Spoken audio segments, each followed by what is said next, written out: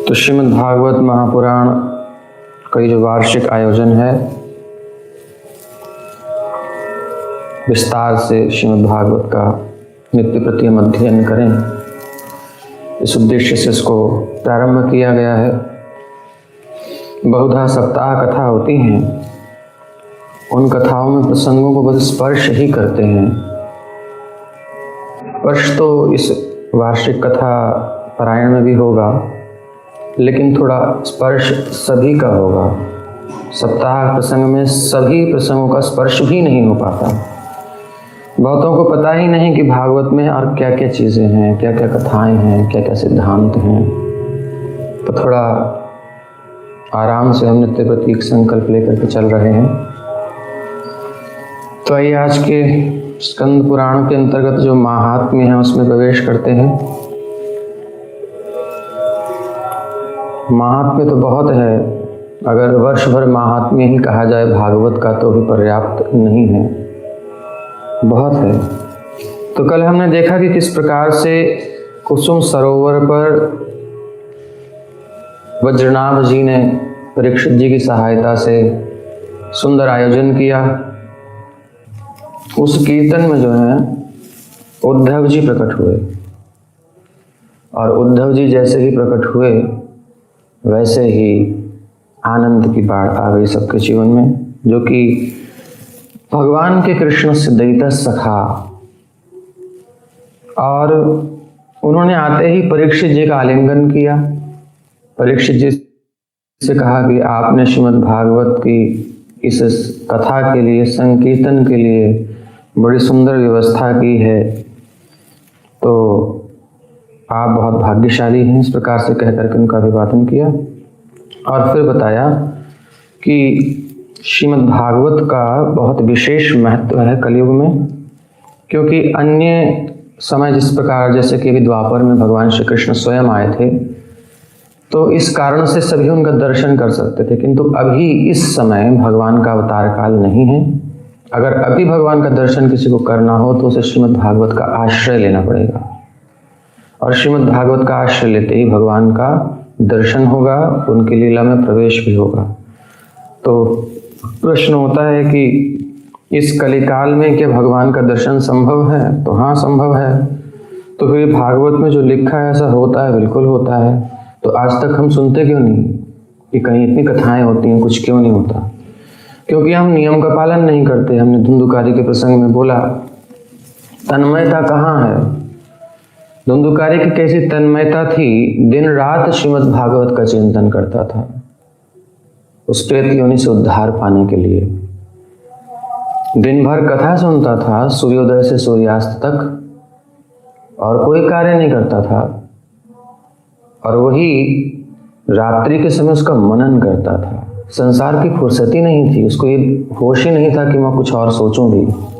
सोचने की भी फुर्सत नहीं होनी चाहिए, करने की तो छोड़िए। ऐसी तन्मयता जब हमारी हो जाएगी, भगवत प्राप्ति दुर्लभ नहीं है, बहुत सरल है। दुर्लभ है हमारी चित्त की एकाग्रता, और कुछ नहीं।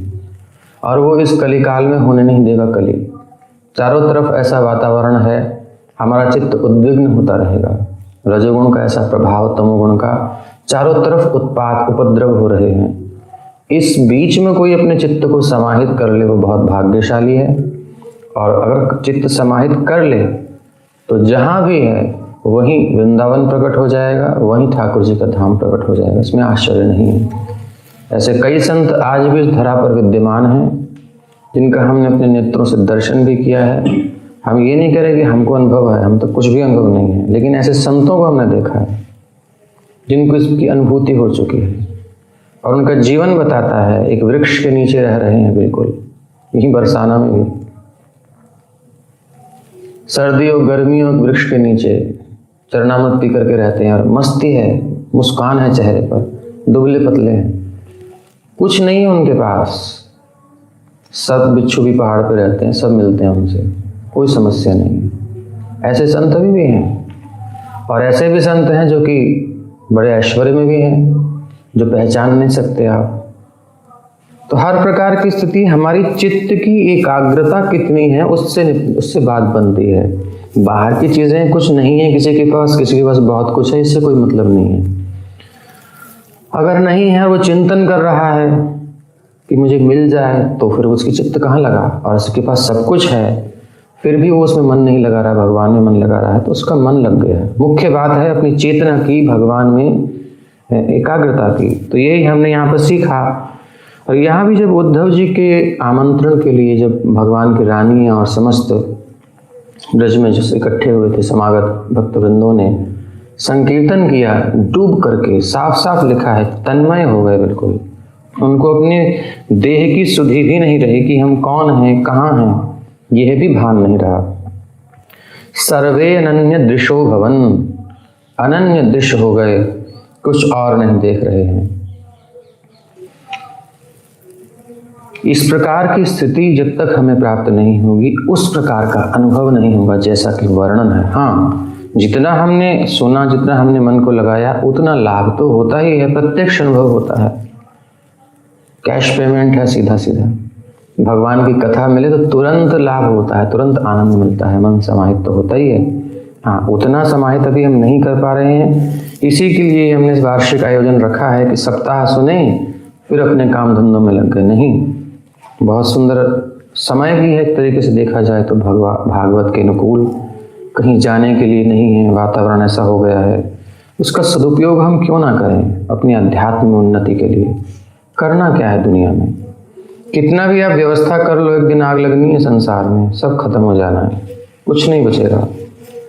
तो कुछ अपने द्वारा ही कम से कम 2 घंटे के लिए दिन में संसार में आग लगा देनी चाहिए, बिल्कुल खत्म, कुछ नहीं है, कोई नहीं है मेरा, केवल कृष्ण है और मैं हूँ, बस। ऐसी तन्मयता हम 2 घंटे भी प्राप्त कर लें तो बहुत बड़ा अनुभव हो सकता है। तो आइए प्रवेश करें। ओम नमो भगवते वासुदेवाय। ओम नमो भगवते वासुदेवाय। ओम नमो भगवते वासुदेवाय। नारायणं नमस्कृत्य नरं चैव नरोत्तमं देवीं सरस्वतीं व्यासं ततो जयमुदीरयेत्। नष्टप्रायेष्वभद्रेषु नित्यं भागवत सेवया भगवत्युत्तमश्लोके भक्तिर्भवति नैष्ठिकी। वन्देऽहं श्रीगुरोः श्रीयुतपदकमलं श्रीगुरून् वैष्णवांश्च श्रीरूपं साग्रजातं सहगणरघुनाथान्वितं तं सजीवं साद्वैतं सावधूतं परिजनसहितं कृष्णचैतन्यदेवं श्रीराधा कृष्णपादान् सहगण ललिता श्रीविशाखान्वितांश्च। तो कल हम देखे कि किस प्रकार से उद्धव जी ने प्रकट होकर के और भागवत शास्त्र की महिमा का बखान किया है अपने स्वयं अपने श्रीमुख से, और कहते हैं कि भागवत पूर्व काल में सांख्यायन की कृपा से श्रीमद् भागवत बृहस्पति जी को मिला और बृहस्पति जी ने मुझे दिया। भागवत की कई धाराएं हैं। भागवत जी भगवान के द्वारा कई धाराओं से हमें प्राप्त होती है। एक तो आकाश यानी स्वर्ग से प्राप्त होती है, ऊपरी लोकों से, ब्रह्मा जी से। भगवान ने ब्रह्मा जी को ज्ञान दिया, ब्रह्मा जी ने नारद जी को सुनाई, नारद जी ने व्यास देव जी को सुनाई, आदि आदि सुखदेव जी परीक्षित जी की तक संवाद आता है। और एक पाताल से भी परंपरा चली है। ऐसी कई विस्तार भागवत का है भगवान का हमारे प्रति, करुणा के कारण, कृपा के कारण। भगवान चारों तरफ से अभिता है, चारों तरफ से कृपा कर रहे हैं, लेकिन हम उधर ध्यान नहीं देते। समस्या ये है, हमें अपने भोगों से ही फुर्सत नहीं है, अपने जीवन के सुखों से ही फुर्सत नहीं है, इंद्रिय सुखों से। छोटे छोटे से हमारे उद्देश्य हैं, उसी में हम उलझे पड़े हैं। 2 वक्त की रोटी के लिए, थोड़ा सा एंजॉय करने के लिए बस बहुत तुच्छ जीवन हो गया हम लोगों का, सोच बहुत छोटी हो गई है। खोज ही नहीं रहे कि इसका परमानेंट सॉल्यूशन क्या है, स्थायी समाधान क्या है। यदि खोजें तो सब व्यवस्था है, तो पाताल से भी परंपरा है। सांख्यायन की कृपा से श्रीमद् भागवत बृहस्पति जी को मिला और बृहस्पति जी ने मुझे दिया। इसी से मैं श्री कृष्ण का प्रियतम सखा हो सका हूँ। सांख्यायन प्रदा प्रसादाप्तम श्रीमद् भागवतम पुरा बृहस्पतिर्दत्तवान् मे तेनाहं कृष्ण वल्लभ। और श्रीमद् भागवत के पठन मनन से उद्धव जी भगवान के प्रिय सखा हो पाए, कृष्ण वल्लभ हो पाए। आख्यायिकां च तेनोक्तां विष्णुरात निबोधतां ज्ञायते संप्रदायोऽपि यत्र भागवत श्रुते। आख्यायिका में एक आख्यायिका है, बृहस्पति जी ने जो हमें सुनाई थी उसे तुम सुनो। इससे इस आख्यायिका से श्रीमद् भागवत श्रवण के संप्रदाय का क्रम भी जाना जा सकता है। क्या है, बृहस्पति जी ने क्या कहा, उद्धव जी सुना रहे हैं। बृहस्पतिरुवाच ईक्षां चक्रे यदा कृष्णो माया पुरुष रूपधृक् ब्रह्मा विष्णु शिवश्चापि रजः सत्वतमो गुणैः। अपनी माया से पुरुष रूप धारण करने वाले भगवान श्री कृष्ण ने अपना विस्तार किया। सृष्टि का प्रसंग था, सृष्टि के लिए उन्होंने अपना त्रिगुणात्मिक रूप प्रकट किया। सत्व रज तम 3 गुण हैं जिनसे प्रकृति बनी है। जब ये 3 गुण साम्य अवस्था में बैलेंस रहते हैं तो प्रलय हो जाता है, और जब ये डिसबैलेंस ऊपर नीचे चलते रहते हैं, सत्वतम रज ऊपर नीचे चलते हैं, तो सृष्टि का क्रम चलता है। इसलिए साम्य अवस्था की बात कही जाती है। साधना है साम्य अवस्था में आ जाना, समता में स्थित हो जाना। संसार नष्ट हो जाएगा, कोई द्वंद्व नहीं है, कोई झंझट नहीं है, लेकिन वो करना कठिन होता है, उसी को साधना होता है, वही साधना होती है। तो इन त्रिगुणों के अधिष्ठात्र देवता हैं ब्रह्मा, विष्णु और महेश। इन तीनों को भगवान ने प्रकट किया, श्री कृष्ण ने। और पुरुषास्त्रय 3 पुरुष हुए। उत्तस्थोरधिकारांस्तदादिशत् उत्पत्तौ पालने चैव संहारे प्रक्रमेण तान्। उत्पत्ति, पालन और संहार, चैव प्रक्रमेण तान्, उनको ये कार्य सबको दिया, ये दायित्व दिया कि आपका कार्य है। ब्रह्मा जी आपको सृष्टि का सृजन करना है, विष्णु जी से कहा आपको पालन करना है, और शिव जी को कहा आपको संहार करना है। ब्रह्मा तु नाभि कमलादुत्पन्नस्तं व्यजिज्ञपत्। ब्रह्मा जी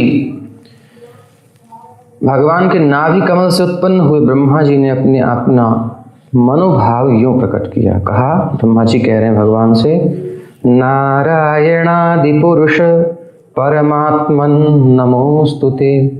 हे आदि पुरुष नारायण, हम आपको प्रणाम करते हैं। आगे कहते हैं, त्वया सर्गे नियुक्तोऽस्मि। आपके द्वारा त्वया सर्गे सृष्टि में नियुक्तो अस्मि, मैं सृष्टि में नियुक्त कर दिया गया हूँ, सृष्टि कार्य में। पापियान मां रजोगुण। अब जो गुण आपने मुझे दिया है, जिस गुण के द्वारा मुझे कार्य करना है, ये बड़ा पापमय है। पापात्मा रजोगुण। इससे होता क्या है, त्वत्स्मृतौ नैव बाधेत। त्वत्स्मृतौ, आपकी स्मृति, रजोगुण बहुत अधिक होता है तो मन चंचल होता है। श्रीमद् भगवद गीता में भगवान ने 3 गुणों की वृत्तियों के बारे में बताया है कि 3 गुणों का क्या प्रभाव है।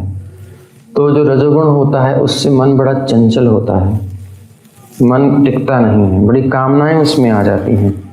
तो उससे क्या होता है, जब कामना आती हैं तो भगवान और हमारे बीच में एक आवरण हो जाता है और हम भगवान का स्मरण नहीं कर पाते। जब किसी के अंदर कोई कामना आ जाती है तो वो किसी की नहीं सुनता, वो उसी के पीछे पड़ा रहता है। तो इस प्रकार से त्वत्स्मृतौ नैव बाधेत, इसलिए जब मैं सृष्टि कार्य करूं तो आपकी स्मृति बाधित ना हो, आपका स्मरण मेरे को छूटे ना, ऐसी कृपा करो। तथैव कृपया प्रभो, ऐसी कृपा करें, ऐसी कोई बात बताएं जिससे आपकी याद बराबर बनी रहे। तो बृहस्पति जी सुनाते हैं उद्धव जी को, देखो, यदा तु भगवांस्तस्मै श्रीमद्भागवतं पुरा उपदिश्याब्रवीद् ब्रह्मन् सेवस्वै नतस्वसिद्धये। जब ब्रह्मा जी ने ऐसी प्रार्थना की, यदा तु भगवांस्तस्मै श्रीमद्भागवतं पुरा, तो ब्रह्मा जी को उन्होंने श्रीमद् भागवत प्रदान करी। और उपदेश्याब्रवीत ब्रह्मन, और कहा उपदेश देकर के ब्रह्मन, हे ब्रह्मा जी, सेवस्वनैतत् स्वसिद्धये, एतत्, इस श्रीमद् भागवत को जो मैंने अभी तुमको सुनाई, इसका सेवन करो, बार बार मनन करो, उसका चिंतन करते रहो। जब ऐसा कहा तो उससे क्या होगा? ब्रह्मा तु परम प्रीतस् तेन कृष्णाप्तये निशम सप्तावरण भंगाय सप्ताहम समवर्तयत। ब्रह्मा तु परम प्रीत, बड़ी प्रीति के साथ, प्रीति मतलब प्रसन्नता के साथ, लेकिन परम प्रीत, बहुत उत्साह के साथ ब्रह्मा जी ने श्रीमद् भागवत को स्वीकार किया। कृष्णाप्तये निशम, और क्या किया? कृष्ण की प्राप्ति के लिए, श्री कृष्ण की नित्य प्राप्ति के लिए, नित्य भगवान की प्राप्ति हो जाए सृष्टि के बाद। जब ब्रह्मा जी अपना कार्य समाप्त करके जब उनकी आयु पूर्ण होती है तो भगवान के धाम जाते हैं। तो उस उद्देश्य से उन्होंने बड़ी प्रीति के साथ श्रीमद् भागवत का सप्ताह पारायण प्रारंभ कर दिया।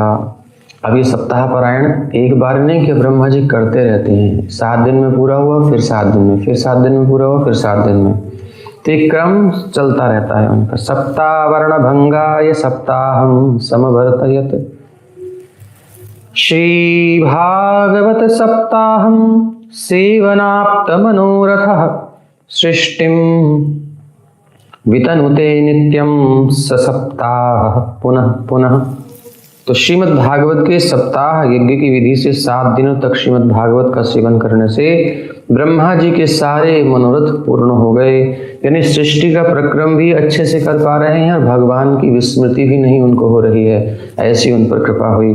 तो क्या इंगित किया जा रहा है? अर्थात हम सब भी संसार में जो गृहस्थ में रहते हैं उनके लिए बता रहे हैं।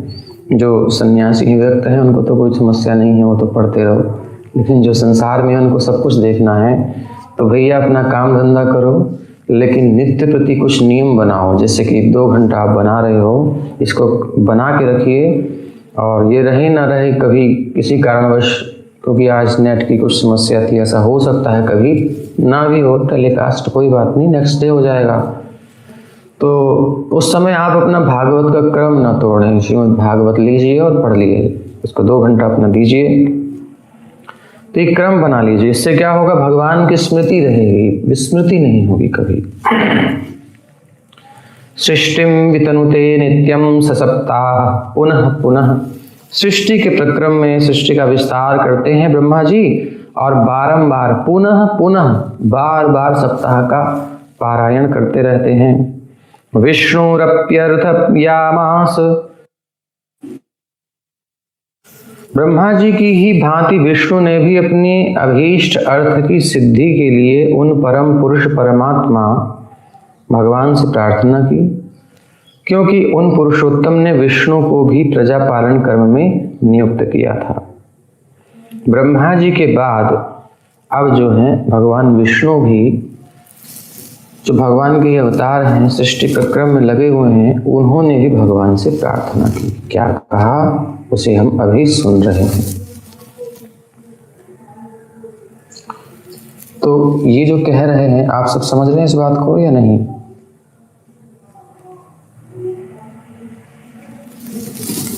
भगवान श्री कृष्ण मूल भगवान हैं, वो सबके अवतारी हैं, और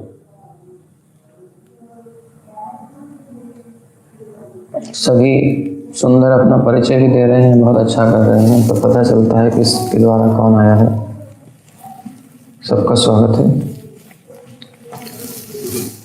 तो भगवान श्री कृष्ण गीता में कहते हैं, अहम आदिर ही देवानाम मत्तः सर्वं प्रवर्तते अहम सर्वस्य प्रभवो।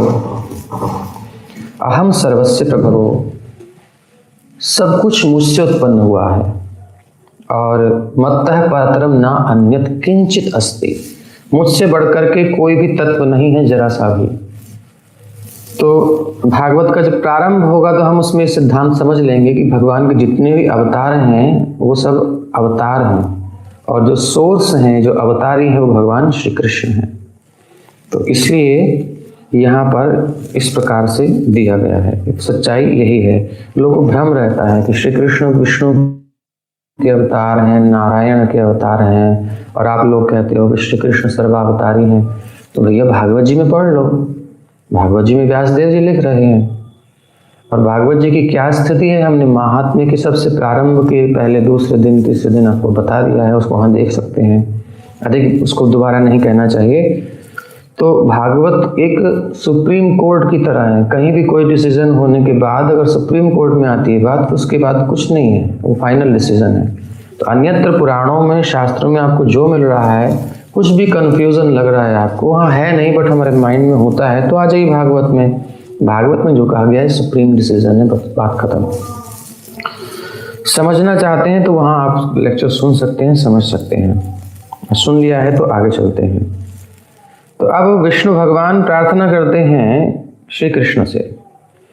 विष्णुरुवाच प्रजानां पालनं देव करिष्यामि यथोचितं प्रवृत्त्या च निवृत्त्या च कर्मज्ञान प्रयोजनात्। प्रजानां पालनम, आपने हमें प्रजा का पालन करने की सेवा सौंपी है। करिष्यामि यथोचितम, जैसा आपने चाहते हैं। यथा उचित, जैसा भी होगा मैं वैसा करूँगा।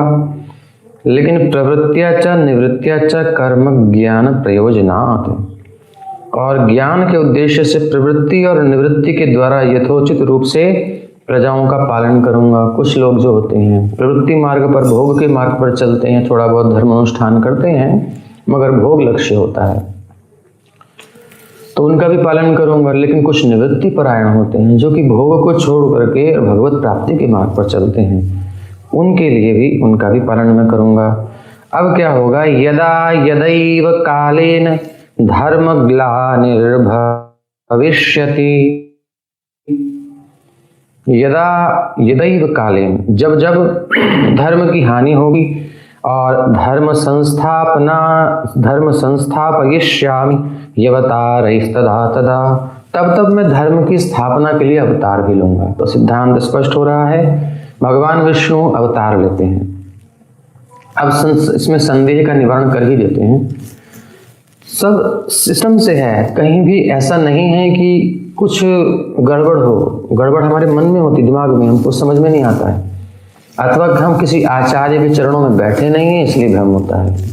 अन्यथा हम ठीक से समझे, सारे शास्त्रों को पढ़ें तो एक दूसरे से संबंधित हैं, कुछ भी ऐसा नहीं है। तो मूल है भगवान श्री कृष्ण। श्रीमद् भागवत के अनुसार, ब्रह्म संहिता के अनुसार, गीता के अनुसार स्पष्ट है। अब श्री कृष्ण अपना विस्तार करते हैं महाविष्णु के रूप में।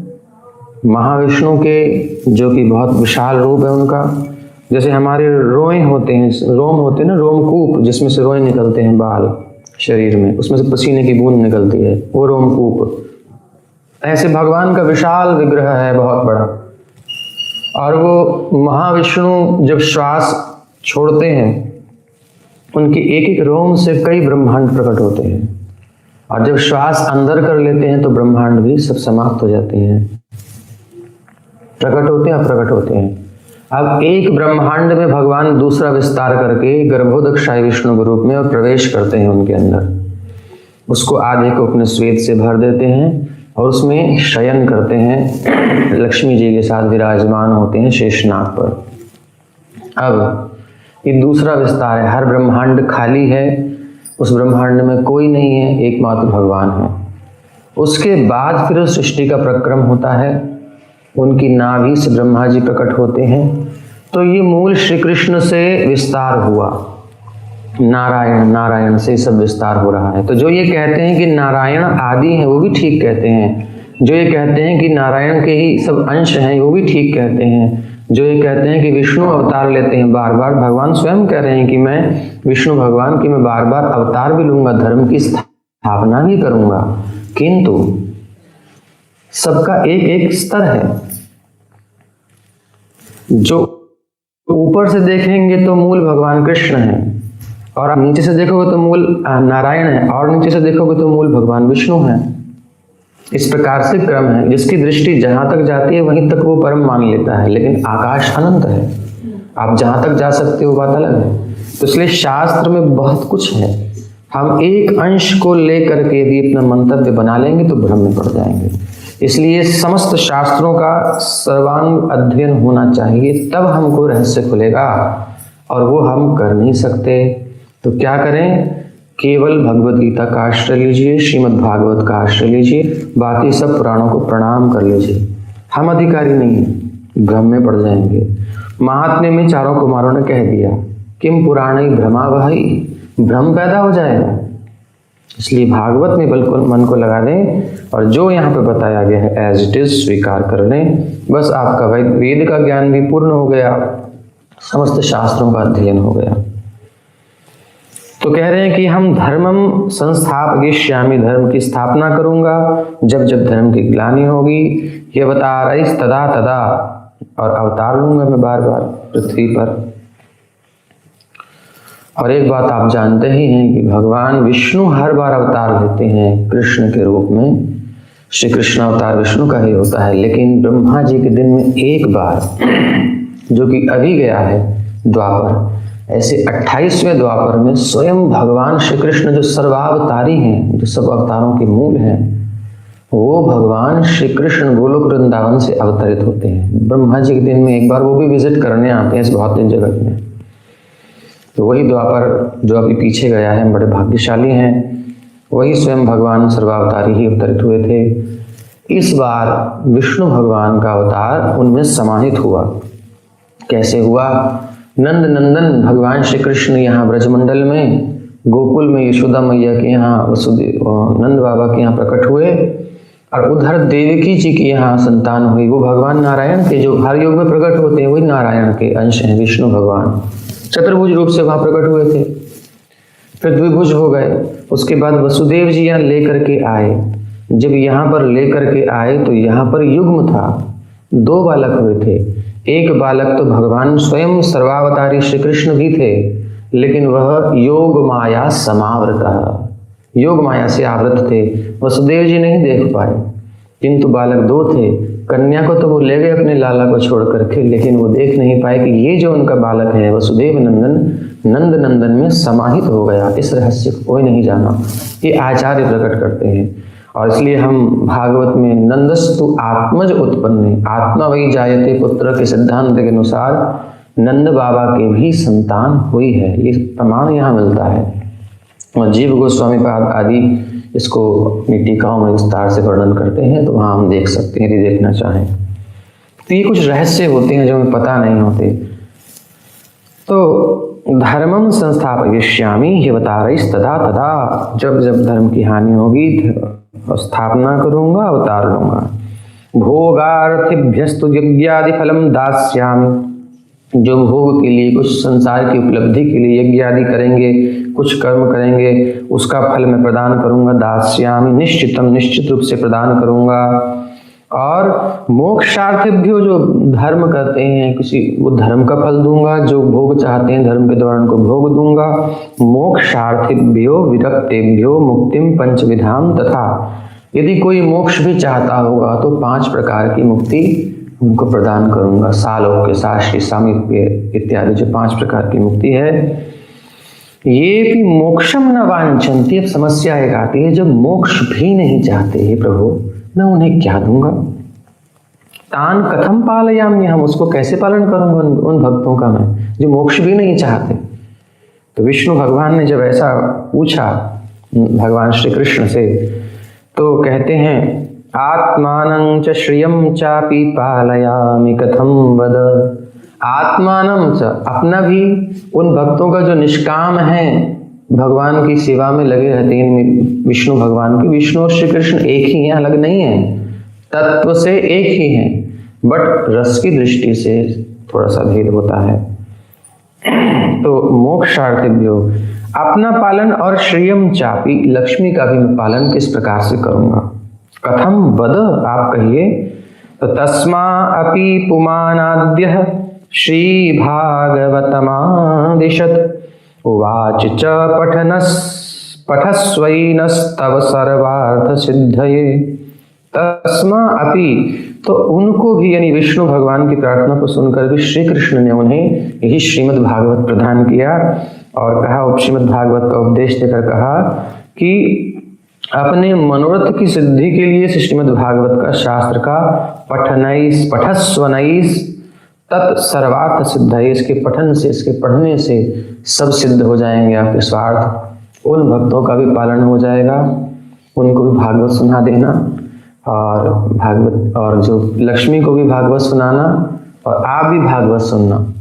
यानी कि विष्णु भगवान लक्ष्मी को भी यही दिया कि आप अपनी लक्ष्मी को, अपनी पत्नी को भी भागवत सुनाना। कहने का अभिप्राय, एक हम संसार में इसी प्रकार से रहें, भगवान ने विष्णु भगवान को जैसे दिया, ऐसे ही हमें भी क्या करना चाहिए। अपने घर में कोई नहीं है, कहीं जाने की जरूरत नहीं, कोई बात नहीं, पति पत्नी आपस में बैठे, बच्चे हैं तो बैठे, परिवार में और लोग हैं तो बैठे, और एक दूसरे को सुनाएं। अब देखिए क्या होता है आगे।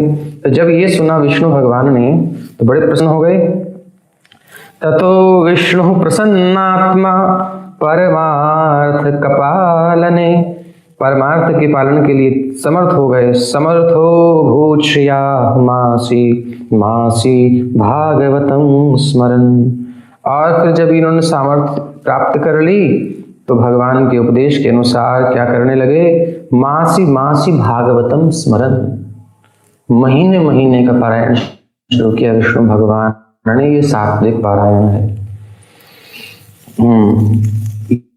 ये आगे वर्णन आएगा, यहाँ पर ऐसा कुछ नहीं है। यहाँ पर सब जो हैं, देख 7 दिन में वाले ब्रह्मा जी भी ऐसा नहीं कि केवल 7 दिन सुन के शांत हो गए। ब्रह्मा जी तो एक क्रम से भागवत फटाफट भागवत का स्मरण किया, फिर सृष्टि कार्य करें, ठीक है। और विष्णु भगवान थोड़े पालन में हैं, तो सृष्टि तो फटाफट करनी ब्रह्मा जी को रजोगुण का काम है, लेकिन विष्णु भगवान सत्वगुण के वाहक हैं, इसलिए सत्वगुण को लेकर के थोड़ी स्थिरता से, उनको त्वरा नहीं होती, जल्दी नहीं होती, थोड़े आराम से करते हैं। तो विष्णु भगवान 1 महीने तक भागवत का कथा वाचन करते हैं। और जब देखो लिखा है, यदा विष्णु स्वयं वक्ता, जब स्वयं विष्णु भगवान वक्ता होते हैं तो लक्ष्मी श्रवणे रता, लक्ष्मी जी श्रवण करती हैं। और तदा भागवत श्रावो मासी नैव पुनः पुनः, और जब भगवान विष्णु आते हैं तो हर महीने भागवत का रिन्यू होता रहता है, बिल्कुल नया नया पारायण शुरू होता रहता है, ऐसे चलती है कथा। और यदा लक्ष्मी स्वयं वक्त्री और भागवत का पारायण करते हैं तो विश्वास होना चाहिए गृहस्थ में, तो कोई झंझट नहीं रहेगा, कोई समस्या नहीं। मासद्वयं रसास्वादस्तवा तदातीव सुशोभते। लेकिन भगवान विष्णु पारायण करते हैं या भागवत का पाठ करते हैं, उच्चारण करते हैं, तो 1 ही महीने में समाप्त हो जाता है। लेकिन जब लक्ष्मी जी करती हैं तो उनको 2 महीने लगते हैं। तदातीव, अतीव मतलब बहुत रस बरसता है उसमें, खूब आस्वादन होता है, बड़ी मधुरता से। तो पूछा कि भाई कारण क्या है ऐसा, तो कहते हैं अधिकारे स्थितो विष्णु लक्ष्मीर निश्चिंत मानसा। भगवान विष्णु को तो पालन भी करना है, कोई भगत बुलाएगा तो जाना भी है, तो भैया इसे थोड़ा जल्दी समाप्त कर लेते हैं। उनकी चित्तवृत्ति थोड़ी सृष्टि में भी है, लेकिन लक्ष्मी जी को कोई टेंशन नहीं है, इनको तो घर में ही रहना है नारायण की सेवा में, तो वो आराम से कथा करते हैं, इसलिए ये विशेषता हो जाती है। निश्चिंत मानसा, इससे एक बात इंगित होती है कि हमको यदि वास्तव में भागवत का रसास्वादन करना है तब तो निश्चिंत होना पड़ेगा। इसलिए कम से कम झंझटों में फंसना चाहिए संसार में। जब तक आपका परिवार है तो कर लो, ठीक है, सप्ताह कर लिया, वो कर लिया, लेकिन जुड़े रहिए 2 घंटा हम, जैसे भी यहाँ 2 घंटा कथा कर लें, सुन लें। लेकिन ऐसा समय सोचना चाहिए कि कभी हम बैठेंगे एकांत में और अपना कुछ बैलेंस बना करके और फिर वृंदावन में आकर के, ब्रजमंडल में आकर के, जहाँ भी आपकी इच्छा हो वहाँ, जहाँ भी है वहाँ पर स्थायी होकर के निश्चित, क्योंकि ज़्यादा आयु नहीं है, कम से कम 50 के बाद हम थोड़ा फ्री हो जाएं, भागवत का आस्वादन कर पाए, वाचन करती हैं तो। इसलिए निश्चिंतता के कारण बहुत रसास्वाद, अतीव रस का आस्वादन होता है। अथ रुद्रोपितं देवं संहाराधिकृतः पुरा पुमांसं प्रार्थयामास स्वसामर्थ्य विवृद्धये। अब रुद्र भोले बाबा, इनका भी अलग अलग स्वरूप है। शिव जी का जो वर्णन आता है बहुत विशद है। इसमें उसको अगर कुछ समझना है तो हमने अपने जो दुर्गा देवी कौन है, उनको कैसे प्रसन्न किया जाए, नाम वीडियो में बता रखा है, तो वहाँ आप विस्तार से देख सकते हैं कि शिव तत्व थोड़ा सा इंगित वहाँ पे किया गया है, क्योंकि शिव और पार्वती दोनों एक ही अंग में विराजमान है, तो दोनों का वर्णन वहाँ हुआ है। तो रुद्रोपि, तो रुद्र भगवान भी जो है, तम देवम संहाराधिकृतः पुरा, उनको संहार की सेवा सौंपी गई। तो पुमांसम प्रार्थयामास स्वसामर्थ्य विवृद्धये, उन्होंने अपनी सामर्थ्य वृद्धि के लिए परम पुरुष भगवान श्री कृष्ण से प्रार्थना की। तो रुद्र उवाच, क्या कहते हैं, नित्ये नैमित्तिके चैव संहारे प्राकृते तथा शक्तयो मम विद्यन्ते देवदेव मम प्रभो। नित्य प्रलय, नैमित्तिक प्रलय और संहार, जो आत्यंतिक संहार की शक्ति तो नहीं है, लेकिन अन्य जो प्रलय होते हैं, कई प्रकार के प्रलय होते हैं। ब्रह्मा जी के दिन में एक बार भी प्रलय होता है। ब्रह्मा जी जब सोते हैं रात्रि में तो सब जलमग्न हो जाता है। नित्य प्रलय रोज लोग मर ही रहे हैं, ऐसे कई प्रकार की प्रलय होती हैं। लेकिन एक प्रलय, अंतिम प्रलय है, वो है आत्यंतिक प्रलय, यानी कि जीव का परमानेंट भगवान में भगवान की प्राप्ति कर लेना, भगवत प्राप्ति। तो ये नहीं है उनके पास। शिव जी कहते हैं कि आपने सब प्रलयों की सामर्थ्य तो मुझे दे दी, संहार की, सारे संसार की शक्ति, लेकिन मेरे पास आत्यंतिक संहार की शक्ति बिल्कुल नहीं है। आत्यंतिक संसार का संहार अर्थात अब पुनर्जन्म नहीं होगा, अब फिर से मृत्यु नहीं, फिर रोग नहीं, कोई झंझट। एक महत दुखम, ये बहुत बड़ा महान दुख है। तेन त्वाम प्रार्थयाम्यहम, मैं आपसे प्रार्थना करता हूँ। मम शक्तिर न विद्यते आत्यंतिकेतु संहारे, आत्यंतिक संहार की मुझ में शक्ति नहीं है। तो बृहस्पति जी सुना रहे हैं उद्धव जी को कि श्रीमद्भागवतम तस्मा अपि नारायणो ददौ सतु संसेवनादस्य जिज्ञे चापि तमो गुणम। तो तस्मा अपि, उनको भी श्रीमद्भागवतम ददौ, श्रीमद्भागवत को प्रदान किया, नारायणो, नारायण ने, और सतु संसेवनादस्य जिज्ञे चापि तमो गुणम। अब उन्होंने क्या किया, सेवन प्रारंभ कर दिया। कैसे कर दिया, कथा भागवती तेन सेविता वर्ष मात्रतः, वर्ष के नियम लेकर के 1 वर्ष में संपूर्ण भागवत करनी है। तो शिव जी ने ये प्रारंभ किया। तो हमने सप्ताह पारायण भी किया है, हमने मास पारायण पुरुषोत्तम मास में किया, अभी शिवजी वाली विधि का प्रारंभ चल रहा है। शिवजी बड़े प्रेम से भागवत का वर्ष भर में पारायण करते हैं। तो लये त्वात्यंतिके तेनावाप शक्तिम सदा शिव, और इसके सेवन से उन्होंने तमोगुण पर विजय पाई और आत्यंतिक संहार की शक्ति भी प्राप्त कर ली। तो जो हमारा तमोगुण है उसका भी दमन हो जाएगा और हम मुक्त होकर के भगवत धाम जाएंगे। इस प्रकार का ये वार्षिक पारायण श्री भोले बाबा की कृपा से संपन्न हो ठीक से। उद्धव उवाच। अब उद्धव जी कहते हैं, किनसे कह रहे हैं? कल जहां हमने छोड़ा था, परीक्षित जी हैं, वज्रनाभ जी हैं, भगवान की समस्त रानियां हैं, इन सब से कह रहे हैं।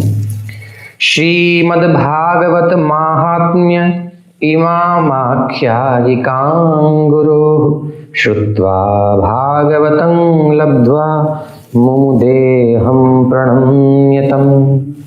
श्रीमद् भागवत के महात्म्य के संबंध में ये आख्यायिका मैंने अपने गुरु श्री बृहस्पति जी से सुनी और उनसे भागवत का उपदेश मैंने प्राप्त किया। ततस्तु वैष्णवीं रीतिं गृहीत्वा मासमात्रतः श्रीमद्भागवतास्वादो मया सम्यक् निषेवितः।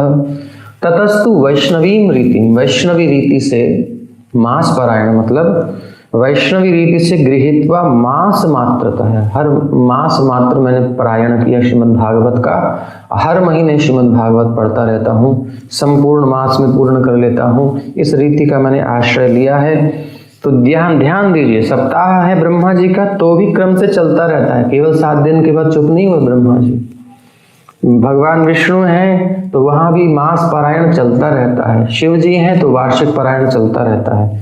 और यहाँ पर उद्धव जी ने भी वैष्णवी रीति से मास पारायण का आश्रय लिया है।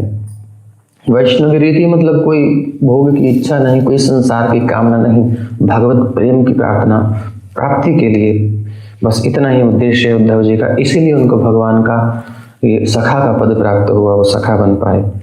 तो श्रीमद्भागवतास्वादो मया सम्यक् निषेवितः। श्रीमद् भागवत का आस्वादन, इसको कैसे समझें? हम किसी भी चीज का आस्वादन करते हैं, हमें जो बहुत कुछ पसंद नहीं होता, हमें कुछ पसंद होता है, खाने में, कुछ देखने में, कुछ कलर, हमारी कोई चॉइस होती है। तो जो विशेष हमारी पसंद है, जब वो चीज हमारे सामने आती है तो हम सरसरी दृष्टि से नहीं देखते, उसको आस्वादन करते हैं। चाहे वो आंखों का विषय हो, नेत्रों का रूप हो, जीवा का विषय हो, या कानों से सुनने का विषय हो, शब्द स्पर्श रूप रसगंध जो भी होता है, वो जब वो विषय हमारे सामने आता है तो हम थोड़ा टिकना चाहते हैं, रुकना चाहते हैं, उसको टेस्ट करना चाहते हैं, उसको थोड़ा समय बिताना चाहते हैं उसके साथ, जो भी विषय हो। ये होता है आस्वादन। तो श्रीमद् भागवत का भी आस्वादन करना है। और हम लोग क्या करते हैं? पहले तो सुनते नहीं हैं, सुनते हैं तो फटाफट नियम पूरा हुआ, उसमें भी जाने क्या क्या बीच में रहता है। तो ऐसे काम नहीं बनता है। इसलिए आस्वादन शब्द यहाँ पर आ रहा है। उद्धव जी कह रहे हैं कि श्रीमद् भागवत आस्वादो मया सम्यक् निषेवितः। श्रीमद् भागवत का आस्वादन किया है मैंने इस प्रकार से, सम्यक रूप से, बिल्कुल चिंतन करते करते, मनन करते करते। और बृहस्पति जी के शिष्य हैं तो उनकी बुद्धि की क्या स्थिति है सोचिए। तो बड़ा आनंद आस्वादन किया उन्होंने। तावतैव बभूवाहं कृष्णस्य दहितः सखा। इसलिए उसी से मुझे श्रीमद् भागवत के श्रवण से, मनन से, चिंतन से श्री कृष्ण के दैत बड़े प्यारे सखा की स्थिति प्राप्त हुई। कृष्णेनाथ नियुक्तो हम व्रजे स्वप्रेयसी गणे। और जब भगवान मथुरा में आ गए, ब्रजमंडल में मुझे वो संदेश देने के लिए ही भेजा। भगवान ने मुझे नियुक्त किया, मुझे गोपियों का संग प्रदान किया। विरहारतासु गोपीषु स्वयं नित्य विहारिणा श्री भागवत संदेशो मनमुखेन प्रयोजितः। और फिर मनमुखेन, मेरे मुख के द्वारा भगवान ने उनको श्रीमद् भागवत का संदेश पहुंचाया गोपियों को। तम यथामति लब्ध्वा ता आसन विरहवर्जिता नाज्ञाशिषं ब्रह्म रहस्यं तच्चमत्कारस्तु लोकितः। तो चमत्कार वहाँ देखा गया, प्रत्यक्ष देखा। क्या? श्रीमद् भागवत के रहस्य को मैं समझ नहीं पाया था पाठ कर करके, लेकिन जब गोपियों का संग हुआ तब मैंने चमत्कार देखा। भागवत का क्या चमत्कार है! आहा, प्रेम की वो ऊंची स्थिति देखी। और स्वर्वासं प्रार्थ्य कृष्णं च ब्रह्माद्येषु गतेषु मे श्रीमद्भागवते कृष्णस्तद्रहस्यं स्वयं ददौ। और जब भगवान श्री कृष्ण स्वधाम गमन कर रहे थे तो वहाँ स्वयं भगवान ने मुझे इस रहस्य को और समझाया। श्रीमद्भागवते कृष्णस्तद्रहस्यम, उसका जो रहस्य है स्वयं अपने मुख से भगवान ने मुझे फिर प्रदान किया। ददौ पुरतोऽश्वत्थ मूलस्य चकार मयि तद्दृढं तेनात्र ब्रजवल्लीषु वसामि बदरीं गतः। और मुझे में भगवान ने अपनी दृढ़ स्थिति करा दी, मतलब भगवान उद्धव जी के मन में स्थित हो गए और उसी के प्रभाव से बद्रिकाश्रम में रहते हैं। और बद्रिकाश्रम में साधक जो लोग जाते हैं तपस्या के लिए, कुछ साधना करने के लिए, तो उद्धव जी जो अधिकारी जन हैं उनको आज भी निर्देश देते हैं यदि कोई सच्चा साधक हो और दूसरे रूप से भगवान की कृपा से हो, तस्मान् नारद कुंडेत्र तिष्ठामि स्वेच्छया सदा कृष्ण प्रकाशो भक्तानां श्रीमद्भागवत भवेत। और दूसरे रूप से भगवान, देखो जब जीव बद्ध होता है तो उसकी क्षमता सीमित हो जाती है, हमारी क्षमता नहीं है। और जैसे जैसे जीव भोग से उठता है, हम सब क्या हैं, चींटी जब जाती है ना शहद में या किसी मीठे में, तो जाती है भोग करने के लिए, उसको खाने पीने के लिए, मजा करने के लिए, लेकिन जा करके चिपक जाती है और उसमें ही मर जाती है, उसकी क्षमता कुंठित हो जाती है। तो जब हम भगवान से अलग होते हैं, भगवत सेवा से विमुख होते हैं, तो प्रकृति के गुणों के द्वारा हम बंध जाते हैं। गुण का एक अर्थ रस्सी भी होता है। तो ये तीन गुण है प्रकृति के, सत्व रजतम, ये हमें बांध लेते हैं और इनके अंदर हम सोचते हैं हम फ्री हैं, लिबर्टी है, हमारी स्वतंत्रता है, हम जो चाहे वो करें, मौज करें। नहीं नहीं, आप बंध गए हो, बुरी तरह बंध गए हो। ये जो कामनाएं हैं ना, यही तो बांध रही हैं। दुर्वासना निगड़ितस्य निराश्रयस्य, दुर्वासनाओं के जाल में हम उलझ गए हैं। इन कामनाओं की पूर्ति करते करते इसी में फंस के मर जाते हैं और पुनरपि जननम पुनरपि मरणम में पड़े रहते हैं। तो ये कहाँ हम स्वतंत्र हैं? स्वतंत्र नहीं है, बंधन में है। इसलिए, लेकिन जब जीव भगवत उन्मुख होता है तो भगवत उन्मुख होते ही उसकी वो सामर्थ्य प्रकट होती है, वो मुक्त होता है और तब वो बहुत ऐश्वर्य उसके पास है। जीव के पास बहुत ऐश्वर्य है, तो एक साथ कई रूप भी बना सकता है। तो एक रूप से उद्धव जी रहते हैं बद्रिकाश्रम में और दूसरे रूप से रहते हैं तस्मान नारद कुंडोत्र, अत्र जहां पर उद्धव जी खड़े हुए हैं और बता रहे मैं यही नारद कुंड में, कुसुम सरोवर इस तरफ, उधर नारद कुंड है। तो आप यदि परिक्रमा में गए हैं गोवर्धन जी की, तो नारद कुंडे अत्र तिष्ठामि स्वेच्छया सदा, सदा शब्द है, हमेशा रहता हूं यहाँ पर। इसलिए उद्धव जी आज भी विराजमान है। अब उस प्लेन में हमें जाना पड़ेगा, वो चेतना का स्तर दूसरा है और वो संकीर्तन से प्राप्त होता है, जैसे कि इन सब ने प्राप्त किया। उद्धव जी तो पहले भी थे, लेकिन जब उन्होंने संकीर्तन तन्मय होकर के किया तो उद्धव जी का दर्शन हो गया। बस यही है, कृष्ण प्रकाशो भक्तानां श्रीमद्भागवताद् भवेत्। और यहाँ रहता हूँ भगवान के भक्तों को श्रीमद् भागवत के सेवन से श्री कृष्ण तत्व का प्रकाश प्राप्त हो सकता है, ऐसा कहते हैं। तदेशामपि कार्यार्थं श्रीमद्भागवतं त्वहं प्रवक्ष्यामि सहायोत्र त्वयैवानुष्ठितो भवेत्।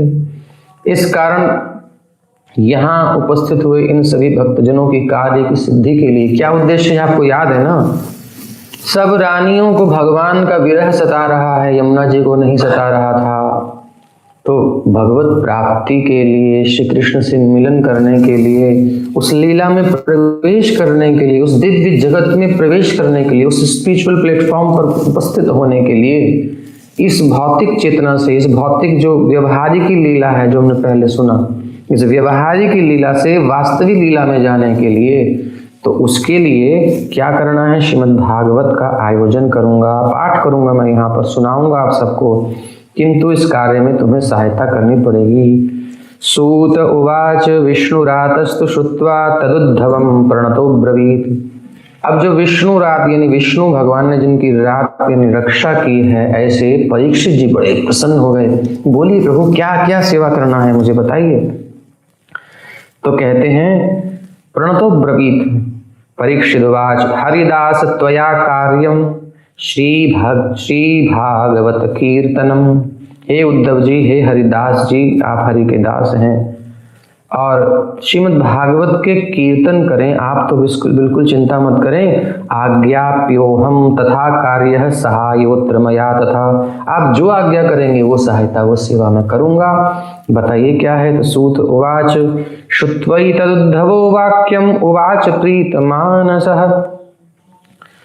ऐसा सुन करके बड़ी प्रेम से उद्धव जी बोले, मन ही मन प्रसन्न हुए। कितने उत्साह है, भगवान की सेवा में उत्साह रहना चाहिए, कथा में उत्साह रहना चाहिए। उद्धव जी कहते हैं उद्धव उवाच श्री कृष्णेन परित्यक्ते भूतले बलवान कलिहि करिष्यति परं विघ्नं सत्कार्य समुपस्थिते। श्री कृष्ण के इस धराधाम को त्यागने के पश्चात परित्यक्ते भूतले बलवान जो कली काल है ना, कलिहि करिष्यति परम विघ्नम, बड़ा भयंकर विघ्न करेगा, क्योंकि ये कली का नाश करने वाला है। भागवत का आश्रय लेते ही जीव मुक्त होने लगता है, लेकिन कली ये होने नहीं देगा।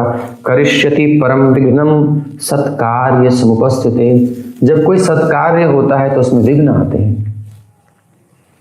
तो कली विशेष कर विघ्न करने वाला है। तो क्या करना है मुझे बताइए। तस्मात् दिग्विजयम याहि, इसलिए तुम दिग्विजय के लिए निकल लो।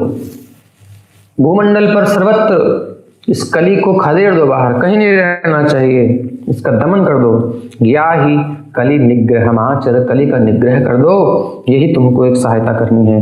अहम तु मास मात्रेण वैष्णवी रीतिमास्थितः, मैं यहाँ 1 महीने तक वैष्णव रीति का आश्रय लेकर के श्रीमद् भागवत आस्वादम, श्रीमद् भागवत का आस्वादन हो रहा है।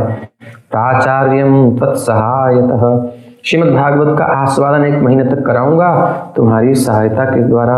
एतान संप्रापयिष्यामि। अच्छा उद्धव जी क्या नहीं कर सकते ये सब? ये देखिए सेवा दी जाती है, सेवा कार्य तो भगवान की कृपा से सब हो सकता है, तो हम क्या करेंगे? हमें किस लिए बनाया गया है? हमें इसीलिए बनाया गया है। भगवान जैसे कि पिता अपने पुत्र को उत्पन्न करता है, किस लिए? एक रस का विस्तार होता है, पुत्र से कुछ बोलना चालना, उसके लिए कुछ करना, एक रस है माता पिता के लिए, एक सुख है उसमें, संतान की सेवा में। तो भगवान भी एको हम बहुश्यामः, बहुत सारे हो गए, यानी जीवों के रूप में हो गए हम सब, तो हमसे वो कुछ अपेक्षा रखते हैं, वो हमारे लिए सब कुछ कर रहे हैं, हम भी कुछ करें। तो ये रस का आदान प्रदान होना चाहिए, तब एक आनंद वर्धन होता है आनंद का। यही उद्देश्य है, बाकी कुछ आवश्यकता थोड़ी ठाकुर जी को हमारी, तो कुछ ना कुछ सेवा करना चाहिए। तो ये सेवा परीक्षित जी को प्रदान की जा रही है, ये सौभाग्य मान करके। एतान संप्रापयिष्यामि नित्य धाम निमतद्विषः, और इनको जब हम श्रीमद् भागवत का रस का प्रसार करेंगे, इनको रसपान कराएंगे, तो भगवान मधुसूदन के नित्य गोलोक में इनको मैं पहुंचा दूंगा। जहाँ जिनको विरह हो रहा है, जिसको भी भगवान की प्राप्ति करनी है, श्रीमद् भागवत में अपने मन को लगा दे, 1 महीने के बाद 100% उनको शिफ्ट कर देंगे यहाँ से भगवत धाम, गोलोक धाम पहुंचा दूंगा। और बड़ा आश्चर्य होगा, आप देखेंगे कैसे वो पहुंचेंगे, बिल्कुल विलक्षण स्थिति है। परीक्षितवाच। अच्छा परीक्षित जी 2 बातें उपस्थित हुई, एक तो सेवा मिली कि हमको कली का निग्रह करना है, इससे तो बड़े प्रसन्न हुए। लेकिन जब उन्होंने सोचा कि अब मुझे कली का निग्रह करने जाना पड़ेगा, पीछे कथा चलेगी, तो कथा का आस्वादन कैसे होगा? तो इसलिए जो है कथा के आस्वादन नहीं मिलेगा तो हम क्या करेंगे? वो थोड़े उदास हो गए, वो इतने प्रेमी हैं कथा के ठाकुर जी की। कलिं तु निग्रहिष्यामि तात्र ते वचसि स्थितः, और श्री भागवत संप्राप्ति कथम मम भविष्यति। मैं कली का निग्रह तो आपके आदेश से कर दूंगा, वो तो कोई बड़ी बात नहीं है मेरे लिए, लेकिन कथा कैसे मिलेगी मुझे? कथा भागवत संप्राप्ति, सम्यक रूपेण प्राप्ति कैसे होगी मुझे? तो अहम तु समनुग्राह्यस्तव पाद तले शितः, मैं आपके चरणों की पाद तल में बिल्कुल नीचे हूँ, मुझे बिल्कुल दबा दीजिए, कुछ भी कर लीजिए महाराज, लेकिन अपनी कथा से अलग मत कीजिए, मुझ पर भी आप कृपा कीजिए। जैसा आप कहेंगे वैसा करूंगा, लेकिन कथा कथा कथा, इतने प्रेमी हैं। सूत गोस्वामी कहते हैं, श्रुत्वै तद्वचनम भूयोप्युद्धव वचस्तमुवाच, तम वचनम उवाच, उनके प्रति वचन कहा।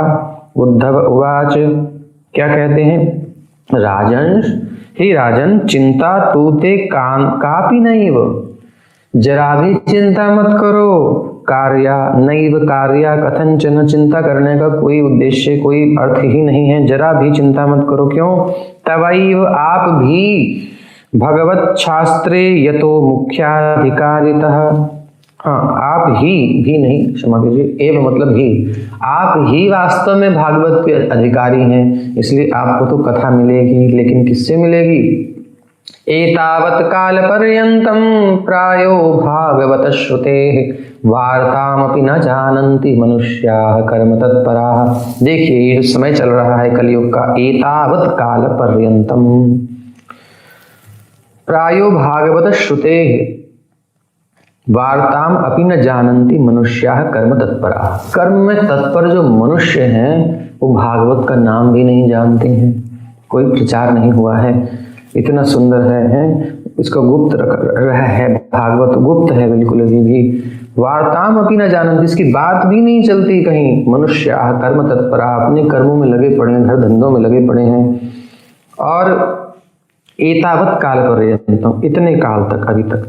त्वत्प्रसादेन बहवो मनुष्या भारताजिरे, आपकी कृपा से बहुत सारे मनुष्य भारत भूमि पर श्रीमद् भागवत प्राप्तौ सुखम प्राप्स्यन्ति शाश्वतम, श्रीमद् भागवत को प्राप्त करेंगे और श्रीमद् भागवत के द्वारा परम सुख को प्राप्त करेंगे, शाश्वत सुख को प्राप्त करेंगे, ऐसा सुख जो कभी खत्म नहीं होगा। संसार का सुख अभी मिला, कभी खुशी कभी गम, बस यही चलता रहता है, लेकिन संसार के सुख से परे अलौकिक दिव्य सुख की प्राप्ति उनको होगी श्रीमद् भागवत से, जो कभी समाप्त नहीं होता, शाश्वतम, शाश्वत सुख मिलेगा। नंद नंदन रूपस्तु श्री शुको भगवान ऋषि, कौन सुनाएगा, सुनिए। नंद नंदन रूपस्तु, साक्षात नंद नंदन के ही स्वरूप है। नंद नंदन रूपस्तु, जो शुको, श्री शुक का अब बड़ा गहरा अर्थ है। श्री मतलब श्री किशोरी जी, यहाँ श्री जी का महल है हमारे यहाँ, तो किशोरी जी का जो शुक है, ये जो यानी शुकदेव गोस्वामी भगवान ऋषि हैं, साक्षात भगवत स्वरूप ही हैं। श्रीमद्भागवतम तुभ्यम श्रावयिष्यत्य संशयम। श्री शुक कैसे हैं, जब गोलोक वृंदावन में सुखदेव जी तोते के रूप में विराजमान हैं, तो वहां पर किशोरी जी अपने हाथ से लेकर के दाड़िम और शुक के मुख में डालती हैं। शुक वद कृष्ण, तो ये अपनी भाषा में बोलते हैं कृष्ण, और एक खिलाती हैं उनको, फिर कृष्ण ऐसे खिलाते हैं बड़े प्रेम से। उसके बाद जब ये उड़ करके श्री श्याम नंदन के पास जाते हैं, तो नंद नंदन इनको फिर कुछ खिलाते हैं और बोलते हैं वद राधे, श्री राधे, तो बड़ा सुंदर सुंदर बोलते हैं, इनको दोनों का आस्वादन मिलता है। सुंदर कृष्ण कथा इधर भी उधर भी दोनों वार्तालाप करते हैं, इनको इनका मैसेज, इनका उनका मैसेज, इस प्रकार से ये चलता रहता है। तो वही शुक हैं, श्री शुक भगवान ऋषि। श्रीमद्भागवतम तुभ्यम श्रावयिष्यत्य संशयम, आपके प्रति वह श्रीमद् भागवत कहेंगे, आपको श्रीमद् भागवत सुनाएंगे। श्रावयिष्यत्य संशयम, असंशय, इसमें संशय मत करना, नो डाउट, वो 100% आपको सुनाएंगे, पहले से निश्चित है। तेन प्राप्स्यसि राजन्स्त्वं नित्यं धाम व्रजेशितु, और फिर उनसे जब आप भागवत सुनोगे तो नित्यम धाम व्रजेशितु, भगवान के नित्य गोलोक वृंदावन में आपका प्रवेश होगा। श्री भागवतर संचारस्ततो भुवि भविष्यति, और आप तो भगवत धाम चले जाओगे, लेकिन फिर उस भागवत का ऐसा प्रचार होगा संपूर्ण भूमंडल पर कि सब लोग श्रीमद् भागवत का श्रवण करने लगेंगे, खूब कथाएं होंगी।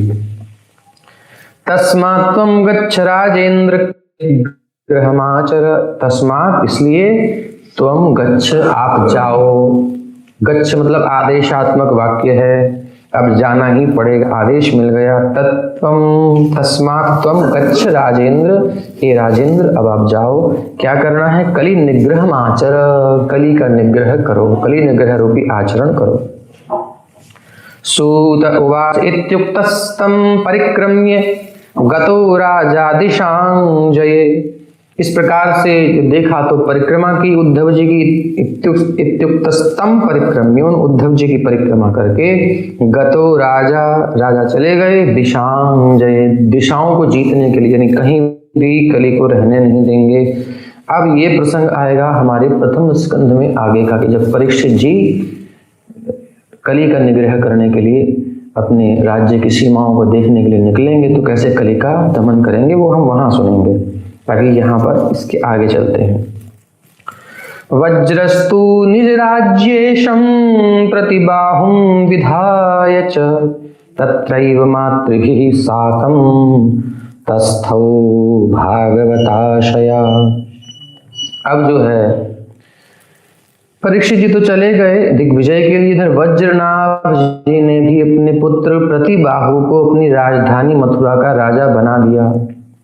मथुरा का राजा किसे बनाया? अपने पुत्र प्रतिबाहु को।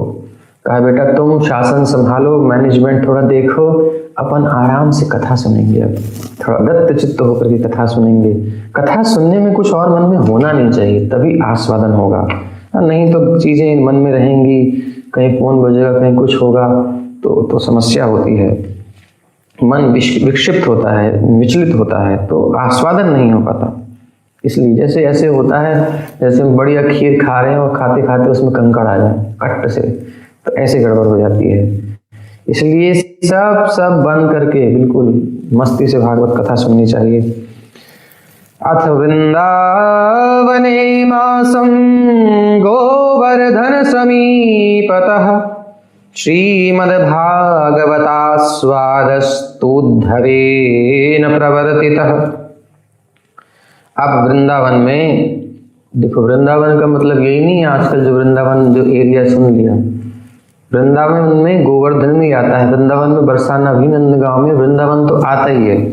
तो वृंदावन की शास्त्रीय सीमा इतनी बड़ी है, जब वृंदावन कहते हैं तो यहाँ भी इसको भी समझ लेना चाहिए। तो अथ वृंदावने मासम गोवर्धन समीपतः, वृंदावन में गोवर्धन के समीप श्रीमद्भागवतास्वादस्तुद्धवेन प्रवर्तितः। श्रीमद्भागवत का आस्वाद, इस शब्द को बार बार ध्यान देना। आस्वादन केवल बैठ के सुनना ही नहीं, टाइम पूरा नहीं करना, मन का आस्वादन भी होना चाहिए, रस भी इसमें आना चाहिए। मन को लगाएंगे तो स्वाभाविक आएगा। तो रसास्वादन उद्धवेन प्रवर्तितः, उद्धव जी ने प्रकाशित किया, सुंदर कथा का विस्तार किया। अब कथा प्रारंभ हो गई। तस्मिन्नास्वाद्यमाने तु सच्चिदानंद रूपिणी प्रचकाशि हरेर्लीला सर्वतः कृष्ण एव च। तस्मिन् आस्वाद्यमाने तो, उसका आस्वादन करते करते क्या हुआ, उस रस का आस्वादन करते करते प्रेमी जो श्रोता है सब बिल्कुल समाहित हो गए, इसमें ऐसे डूब गए। तो सच्चिदानंद रूपिणी, उनकी दृष्टि सच्चिदानंदमयी हो गई। जब लोहे को पारस स्पर्श करता है तो परिवर्तित हो जाता है स्वर्ण में। इसी भांति जब हमारा चित्त भागवत का सच्चे अर्थों में प्रवेश करता है, स्पर्श करता है, इसी को रसास्वादन कहते हैं। जब सच में हमारा मन टच करेगा, अभी हम लोगों के मन में अगर कुछ और घूम रहा है, कथा के बीच में भी कुछ तरंग आ जाती है, एक लाइन आ जाती है माइंड में, कुछ बात आके चली जाती है, तो अभी टच नहीं हो रहा है, अभी कुछ कमी है। जब समाहित हो जाएगा, कुछ और विचार नहीं आए, एक क्षण के लिए भी नहीं आए, तब हम उसको स्पर्श मानेंगे। और ऐसी स्थिति यदि हो जाती है तब क्या होता है? तो तस्मिन्नास्वाद्यमाने तु सच्चिदानंद रूपिणी, सच्चिदानंद रूपिणी सबकी वृत्ति हो गई। सब प्रचकाशे हरे लीला सर्वतः कृष्ण एव च, सच्चिदानंदमय लीला सबको प्रकाशित हो गई। सब देख रहे हैं भगवान श्री कृष्ण के सुंदर वृंदावन के वास्तविक रूप को, अब ये व्यावहारिक की लीला से वास्तविक की लीला में इनका प्रवेश हो गया श्रीमद् भागवत के श्रवण से। प्रचकाशे हरेर लीला सर्वतः कृष्ण एव च, सर्वत्र श्री कृष्ण का साक्षात्कार सबको होने लगा। जो जिधर देख रहा है श्री कृष्ण वहीं दिखाई दे रहे हैं। आत्मानं च तदन्तस्थं सर्वेऽपि ददृशुस्तदा, वज्रस्तु दक्षिणे दृष्ट्वा कृष्ण पाद सरोरुहे। और सबको अपने स्वरूप की अनुभूति हो गई। आत्मानं च तदन्तस्थं, सबने अपने आप को भगवान से संबंधित देखा, यानी कि हमारा एक मूल स्वरूप है। श्रीपद भक्तिविनोद ठाकुर कहते हैं, देखिते देखिते भूलि बाबा कवे निज स्थूल परिचय। अभी हमारा जो परिचय है कि मैं पुरुष हूँ, मैं स्त्री हूँ, मैं डॉक्टर हूँ, मैं इंजीनियर हूँ, मैं भारतीय हूँ, मैं अमेरिकन हूँ, मतलब जो भी हमारा परिचय है, जो भी अभी हम मानते हैं A to Z, वो सब स्थूल परिचय है, भौतिक परिचय है। आत्मा से इसका कोई भी लेना देना नहीं है, हमसे इसका कोई भी लेना देना नहीं है। ये हमारा एक असली स्वरूप, हमारा निज स्वरूप है आत्मा का। हमारा भगवान से कोई संबंध है, उसको जागृत करना है बस। कोई संबंध बनाना नहीं है, जोड़ना नहीं है। एक्चुअली है हमारा भगवान से। हम किसके अंश हैं? श्री कृष्ण के अंश हैं। ममेव अंशो जीवलोके जीवभूतः सनातनः, मनः षष्ठानि इंद्रियाणि प्रकृतिस्थानि कर्षति। मम एव अंशो, एव कार लगा रहे हैं, भगवान कह रहे हैं मेरा ही अंश है ये जीव, यानी मेरे साथ ही रिलेशन है। हम भगवान कह रहे हैं तो हमारा संबंध कृष्ण से ऑलरेडी है। अब हमको क्या हो गया? हम भूल गए। कृष्ण भूलिया जीव जखन भोग वांछा करे, निकटस्थ माया ताके जापटिया धरे। कहा गया है कि श्री कृष्ण को भूल करके जीव जब भोग की इच्छा करता है, कृष्ण विमुख होता है, तो माया उसको झपट्टा मारकर पकड़ लेती। आ बेटा तेरे को मजा चखाऊं, भोग चाहिए ये ले। तो फिर कभू स्वर्गे उठाए, कभू नरके डुबाए। कभी स्वर्ग में भेजती है, कभी नरक में डालती है। ये भोग करो बेटा, सुख दुख का भोग करो। कृष्ण सेवा में हमको रुचि नहीं है तो माया फिर अपनी सेवा में लगा लेती है। कोई आदमी खाली होता है ना तो उसे कहते हैं इधर काम करना है, और बिजी है तो उससे कोई नहीं बोलेगा। तो हम अगर भगवान की सेवा में नियुक्त रहेंगे, कथा सुनते रहेंगे, हरिनाम कीर्तन करते रहेंगे, भगवत संबंधी कोई सेवा करते रहेंगे, तो माया कुछ नहीं कहेगी, चुपचाप रहेगी, कोई हस्तक्षेप नहीं करेगी। जिस क्षण हम भगवान को भूलते हैं, जिस क्षण में, उस क्षण में माया प्रवेश करके हमको धो देती है। बस फिर होता है शुरू जन्म मृत्यु का चक्र।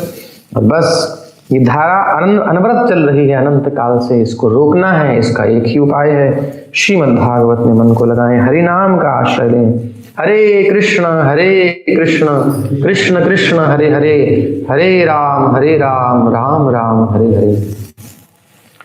तो इस प्रकार से श्रीमद् भागवत की बड़ी महिमा है। और इन्होंने तुरंत देखा कि सर्वत्र प्रचकाशे हरेर लीला सर्वतः कृष्ण एव च, सब जगह कृष्ण ही दिखाई दे रहे हैं। आत्मानं च तदन्तस्थं सर्वेऽपि ददृशुस्तदा, वज्रस्तु दक्षिणे दृष्ट्वा कृष्ण पाद सरोरुहे। सबने अपना एक वास्तविक जो स्वरूप है, हमारा भगवान से नित्य संबंध है, वो सबका जागृत हो गया। सब अपने आप को उसी रूप में भगवान से युक्त देखने लगे। वज्रनाभ जी ने क्या देखा? भगवान के दक्षिण चरण में जो वज्र का चिन्ह है, उस रूप में अपना दर्शन किया। मेरी वहां स्थिति है। और इस प्रकार से अपने स्वरूप को प्राप्त हुए। स्वात्मानं कृष्ण वैधुर्यान् मुक्तस्तद तदद्भुतव्यो शोभतः।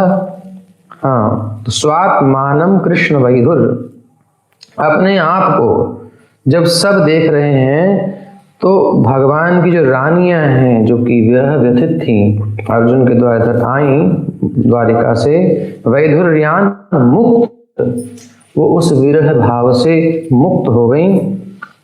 तद्भुतव्य शोभतः, उनकी अपूर्व शोभा प्राप्त हो गई। वज्रनाभ की रोहिणी आदि माताएं भी रास की रजनी में प्रकाशित होने वाले श्री कृष्ण चंद्र रूपी चंद्रमा के विग्रह में अपने को कला और प्रभा के रूप में स्थित देखकर बहुत ही विस्मित हुई। अरे हमारा तो ये स्वरूप है सुंदर। और ताश्च तन्मातरः कृष्णे रास रात्रि प्रकाशिनी, और अपने प्राण प्यारे श्री कृष्ण की विरह वेदना से छूटकर और परम धाम में प्रविष्ट हो गई, भगवान की लीला में प्रवेश कर गई। चंद्रे कला प्रभा रूपम आत्मानं वीक्ष्य विस्मिताः स्वप्रेष्ठ विरह व्याधि विमुक्ताः स्वपदम ययुः। ये अन्य च तत्र ते सर्वे, और भी कुछ लोग थे कथा सुनने में। कौन कौन लोग थे? कुछ तो हमने सुना था ना, वीणा लेकर के कुछ लोग आए थे जो भक्त थे, हरि रत थे, भगवान में रत थे, उनकी रुचि थी भगवान में। ऐसे ही वादकों को बुलाया गया था, कोई वीणा बजा रहा है, वेणु बजा रहा है, कोई मृदंग बजा रहा है, और भी कुछ श्रोता भी आए थे सुन करके भाई कथा हो रही है। तो आसपास से सब साधुजन आ गए होंगे कुछ। तो जब सारी भीड़ एकत्र थी तो उनके लिए कह रहे हैं ये अन्य च, जो और भी हैं, तत्र ते, वहां पर, ते सर्वे, वो सबके सब, नित्य लीलांतरंगता, वो सब भी नित्य लीला में प्रवेश कर गए। भगवान की जो अनंत काल से लीला चल रही है, अखंड विहार चल रहा है भगवान श्री कृष्ण का, राधा रानी का, समस्त ब्रजवासियों के साथ, गोप सखाओं के साथ, गोपियों के साथ, ग्वाल बालों के, गैया बछड़ा, सब वृंदावन की महिमा जो अनंत काल से विहार चल रहा है, सब उसमें प्रवेश कर गए। कोई नहीं बचा जो उस कथा में था। ऐसी दिव्य कथा हुई। व्यावहारिक लोकेभ्यः सद्योदर्शनमागतः। और हम सुन चुके हैं दो प्रकार की लीला, व्यावहारिक लीला और वास्तविक लीला। अब जब ये वास्तविक लीला में इनकी एंट्री हो गई, प्रवेश हो गया, तो व्यावहारिक जगत में, जैसे अभी हम वृंदावन देखते हैं, इस प्रकार हम जाएं वृंदावन, ये महिमा है। प्रत्यक्ष भगवान के धाम, सशरीर। कथा सुनते सुनते ऐसी स्थिति हुई कि वृंदावन प्रकट हुआ, दिव्य चिन्मय धाम। उद्धव जी के साथ साथ वो सब उस धाम में प्रवेश कर गए। पता ही नहीं चला कि कब ये सब धाम छूट गया, इस चेतना से उस चेतना में प्रवेश हो गया, ऐसा कन्वर्ट हो गया बिल्कुल। और जब यहाँ देखने वाले लोग देखते हैं भैया कथा हो रही है, पीछे से कोई आया, 1 महीने बाद कथा, बोले कोई है ही नहीं। बोले क्या हुआ? वो सब चले गए भगवत धाम, सब शरीर चले गए। बोले हाँ, कोई बचा ही नहीं, कोई बताने वाला ही नहीं कि कथा कैसी थी, सब चले ही गए। अब ऐसी स्थिति हो गई। व्यावहारिक लोकेभ्यः, व्यवहारिक लोक से सद्यो अदर्शनम आगता। अदर्शन हो गया, कोई नहीं दिखाई दे रहा, सब दिव्य हो गए, चिन्मय हो गए। अब जिसके नेत्र चिन्मय हो वो आज भी उनका दर्शन कर सकता है, लेकिन उन चिन्मयता हमें नहीं है। वो कैसे मिलेगी? तो ब्रह्मा जी कहते हैं प्रेमांजनच्छुरित भक्ति विलोचनेन संतः सदैव हृदयेषु विलोकयन्ति यं श्याम सुंदरमचिन्त गुणस्वरूपं गोविन्दमादिपुरुषं तमहं भजामि। प्रेमांजनच्छुरित भक्ति विलोचनेन, प्रेम की आंखें चाहिए, वो भक्ति के आंखें चाहिए, भक्ति के नेत्र, भक्ति विलोचनेन प्रेमांजनच्छुरित, प्रेम का अंजन आंजना पड़ेगा। भक्ति कैसी करनी है? प्रेममयी, रसमयी भक्ति, भगवान के प्रति एक आकर्षण, एक भगवान के प्रति सेवा भाव, उनके प्रति लालसा। कैसी? कामिहि नारी प्यारी जिमी, लोभी प्रिय जिमी दाम, तिमि रघुनाथ निरंतर प्रिय लागहु मोहि राम। जैसे कामी व्यक्ति स्त्री के प्रति उसके जैसे ही चिंतन 24 घंटे चलता ही रहता है, और कहीं मिल जाए तो बस दीवाना हो जाता है। लंपट व्यक्ति जैसे स्त्री के प्रति उसकी रुचि होती है, एक लोभी को जहां भी दिखाई देता है धन ही दिखाई देता है। एक सेठ जी जो थे, बड़े भक्त थे, वो अपने किसी एक मित्र को समझाना चाहते थे, भैया भजन भी किया कर, थोड़ा नाम जपा कर। लेकिन वो व्यवसायी था, वो तो हमेशा धन ही देखता था बस। तो उसको एक बार वैराग्य दिलाने के लिए उन्होंने कहा कि चलो तुम्हें काशी ले चलते हैं। काशी में लेकर के गए, और जो मणिकर्णिका का घाट है वहां पर देखा कि एक के बाद एक लाशें आ रही हैं, अग्नि अनवरत जल रही है, चिता जल रही है खूब। तो उन्होंने कहा अरे मेरा जीवन बर्बाद हो गया। सेठ जी सोचते हैं कि इसको लगता है वैराग्य हो गया है, तो कहते हैं क्या हो गया? अरे पूरा जीवन मैंने बेकार कर दिया, इससे बढ़िया कोई बिजनेस नहीं था, लकड़ी का बिजनेस यहाँ कर लेता मैं। तो जो लोभी व्यक्ति होता है उसे केवल धन दिखाई देता है। तो हे नाथ, ऐसी प्रीति मुझ में मेरी आप में हो। तो ये है प्रेम भगवान के प्रति। ऐसा जैसे संसार में चिपक गए हैं ना, ठाकुर जी से चिपकना है, बिल्कुल मन को लगा देना है। मधुमक्खी जैसे मधु में चिपकी होती है, छत्ते से चिपकी होती है सब, ऐसे सतत भगवान से हम जुड़े रहे हमारा मन। प्रेमान जनक छुरित, ऐसा प्रेम का अंजन लगाना है। भक्ति प्रेममयी रसरूपा भक्ति होनी चाहिए। तो संतः सदैव हृदयेषु विलोकयन्ति, ऐसे नेत्र जब होते हैं भक्ति के, तो संत लोग अपने हृदय में ही उस धाम का दर्शन कर लेते हैं। सदैव, हमेशा कर सकते हैं, ऐसा नहीं कि कभी नहीं होगा, नित्य निरंतर प्राप्ति हो जाती है। तो ये रहस्य है। तो सब अपने अपने धाम में चले गए। सद्यो दर्शन मागता, सब अंतर्धान हो गए। गोवर्धन निकुंजेषु गोषु वृंदावनादिषु नित्यं कृष्णेन मोदन्ते दृश्यन्ते प्रेम तत्परैः। वहाँ क्या करते हैं? वो सभी सदा ही गोवर्धन पर्वत के कुंज और झाड़ियों में, कुंज, और ये झाड़ी का मतलब यहाँ जैसी झाड़ी नहीं है, विसाई की झाड़ियाँ हैं, और यहाँ पे थोड़ी दिव्य झाड़ियाँ हैं। हमको इन आंखों से भली ना दिखाई दें, लेकिन जो रसिक जन हैं वो उनके वास्तविक रूप को देखते हैं, बड़े चिन्मय दिव्य हैं। इसको कभी भौतिक दृष्टि से मत देखिएगा। जटा वाले बाबा है ना, क्या नाम था बाबा का, याद है आपको? नहीं। तो एक बाबा जी थे, उनकी जटा उलझ गई थी।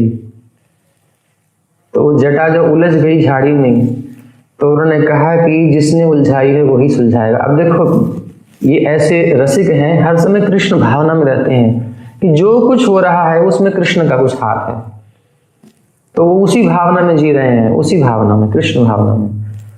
तो जटा तो उलझ गई, अब ये उस भावना में है कि जिसने उलझाई है वही सुलझाएगा। अब कोई ब्रजवासी बालक आए, बाबा तू खड़ो है 3 दिन से, ला तेरी जटा सुलझाए दो ना, छुइए मत। सोटा लेके बाबा डांटता है, नहीं, जिसने उलझाई है वही सुलझाएगा। कौन ने उलझाई है? बोले वही टेढ़ी टांग वाले ने। तो श्री कृष्ण ने उलझाई है। उस भावना में रटे हुए बाबा अब 3 दिन तक ऐसे ही खड़े रहे। सोचिए कितना बड़ा उनकी निष्ठा है। हम भी गए थे दर्शन के लिए, तो हमारा ये दुपट्टा अटक गया था, पटका झाड़ी में, जल में हाथ धो रहे थे। तो हमको भी याद आई बाबा की, लेकिन हमने सोचा 3 दिन तक हम खड़े नहीं रह सकते, इसलिए वापस आ गए, नहीं तो शायद मिल जाते कृष्ण। हमारी कहाँ है वो भावना? बाबा की जटा अटक गई। 3 दिन के बाद श्री कृष्ण प्रकट हुए। बाबा लाए सुलझा दो। सुलझाने के लिए जैसे भगवान आगे बढ़े तो तुरंत एक दूर, तुम्हारा कोई भरोसा नहीं, बहुरूपी हो। किशोरी जी देखो, आप देखो बहुरूपी हैं कि नहीं। किसी भी मंदिर में जाओ, भगवान के कई रूप हैं। आप जाइए वृंदावन में तो राधा श्याम सुंदर, राधा वल्लभ, राधा गोकुलानंद, राधा वृंदावन चंद्र, राधा मानवी हरि, यहाँ पर ऐसे अलग अलग। अब इन 2 नामों में एक नाम तो है जो एक सा चल रहा है, राधा राधा राधा, लेकिन एक है जो बदलता रहता है, कुंज बिहारी है, माधव, राधा रमण, राधा गोविंद, राधा मदन मोहन, राधा मान बिहारी, राधा छैल बिहारी, राधा छैल चिकन। राधा जी तो एक ही रूप में है, लेकिन ये बहुरूपी हैं, इनका कुछ पता नहीं। तो तुम्हारा कोई भरोसा नहीं, तुम कौन कौन से रूप धर के आते हो, क्या हो। इसलिए जब तक किशोरी जी नहीं आएंगी, यानी युगल उपासक थे, तो इसलिए उन्होंने कहा कि उनको किशोरी जी का भी दर्शन चाहिए। तो किशोरी जी भी प्रकट हुई, श्री राधा कृष्ण दोनों ने मिलकर के उनकी जटा को सुलझाया। तो भैया ऐसी स्थिति होती है साधुओं की, वो स्थिति दिव्य है। तो वो झाड़ियां भी जो है वृंदावन की ऐसी हैं। तो गोवर्धन निकुंजेषु गोषु वृंदावनादिषु, गोवर्धन के जो निकुंज हैं, वृंदावन है, काम्य वन है, आदि वनों में वहाँ की दिव्य गौओं के बीच में, गोषु वृंदावन में जो गौएं हैं, दिव्य गौओं के बीच श्री कृष्ण के साथ विचरते हुए अनंत आनंद का अनुभव करते हैं। नित्यम कृष्णेन मोदन्ते दृश्यन्ते प्रेम तत्परैः, और निरंतर भगवान का दर्शन करते रहते हैं नेत्रों से, कान से उनके शब्दों को सुनते हैं, वेणु ध्वनि सुनते हैं, स्पर्श भी प्राप्त करते हैं, विभिन्न प्रकार से भगवान से युक्त हैं, बिल्कुल डूबे हुए हैं, उन्हें होश ही नहीं है कि कितना काल है क्या नहीं है, कब हम आए कब हम गए, कुछ होश नहीं है। वो भूल ही गए सब, पूरा जीवन अपना भौतिक क्या इस संसार में था, व्यवहारिक लीला सब खत्म, नित्य लीला में आज तक आनंद में है। तो जो लोग कृष्ण प्रेम में मग्न हैं उनको, उन भावुक भक्तों को उनके दर्शन भी होते हैं। सूत उवाच यएतां भगवत् प्राप्तिं शृणुयाच्चापि कीर्तयेत् तस्य वै भगवत् प्राप्तिर्दुःखः निश्चजायते। यह एताम भगवत प्राप्ति, जो इस भगवत प्राप्ति की जो स्थिति है, जो वज्रनाभ जी और जब श्रोताएं हैं भगवान की रानियां, उन सबको जो भगवत प्राप्ति हुई है, इसकी कथा जो भी हमने सुनी, एताम भगवत प्राप्तिम शृणुयात् चापि कीर्तयेत्, जो कोई सुनता है अथवा कोई उच्चारण करता है, इसका कीर्तन करता है, जो कहेंगे और सुनेंगे, तस्य वै भगवत प्राप्तिर दुख हानिश्च जायते, उनको भगवान की प्राप्ति होगी, और जब आनंद मिल जाएगा तो दुख रहेगा कहाँ, दुख हानिश्च जायते, उनकी दुख सब दूर हो जाएंगे। तो इस प्रकार से भगवान की सुंदर महिमा है। भगवान की समय लगभग हो ही चुका है, दूसरा अध्याय प्रारंभ करेंगे तो समय अलग हो जाएगा, विषयांतर हो रहा है अब, इसलिए इति श्री स्कांदे महापुराण एकाशीति साहस्र्याम संहितायाम द्वितीय वैष्णव खंडे परीक्षितुद्धव संवादे श्रीमद्भागवत महात्म्ये तृतीयोऽध्याय। कल हम इसका जो अंतिम अध्याय है महात्म्य का, इसका श्रवण करेंगे, और उसके बाद फिर और भी अन्यत्र अगले दिन हम कुछ महात्म्य लेंगे जो कि यहाँ कहीं नहीं है, और अन्यत्र से थोड़ा थोड़ा लेंगे, और फिर जितना भी होगा उसके बाद उसे रोक करके फिर पहली तारीख से भागवत का प्रारंभ होगा। तो आइए कीर्तन करें और फिर विश्राम। हरे कृष्णा कृष्ण कृष्ण हरे हरे, हरे राम राम राम हरे हरे, हरे कृष्ण कृष्ण कृष्ण हरे हरे, हरे राम हरे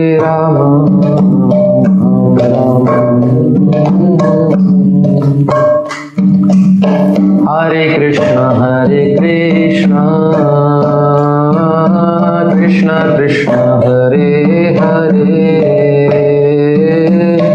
हरे राम राम राम हरे हरे, हरे कृष्ण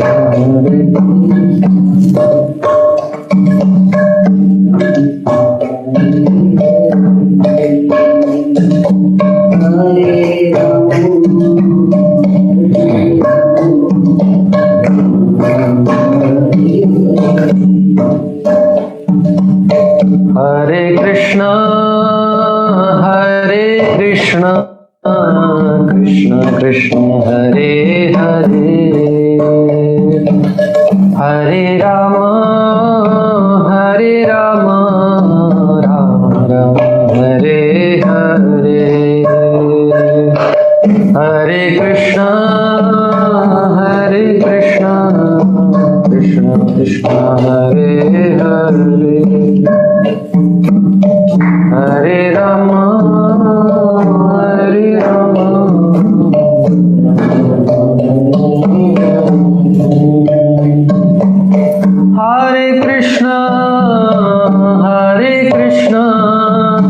कृष्ण कृष्ण हरे हरे, हरे राम राम राम हरे हरे,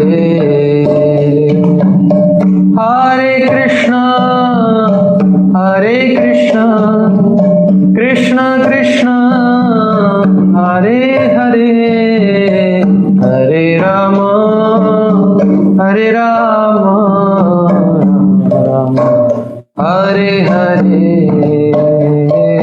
हरे कृष्ण कृष्ण कृष्ण हरे हरे हरे राम राम राम हरे हरे हरे कृष्ण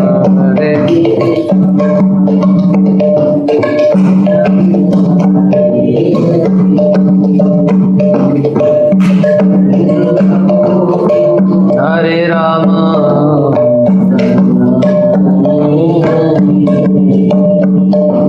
हरे कृष्ण कृष्ण कृष्ण हरे हरे हरे राम राम राम हरे हरे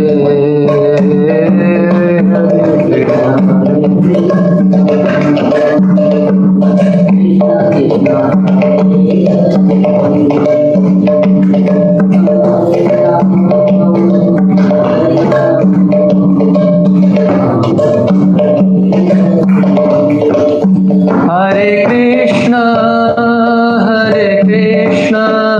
कृष्ण कृष्ण हरे हरे हरे राम राम राम हरे हरे हरे कृष्ण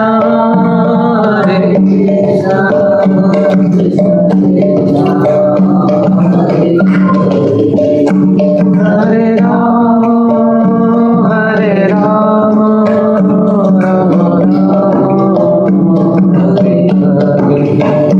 जय राधा श्याम सुंदर राधा श्याम सुंदर राधे जय राधा श्याम सुंदर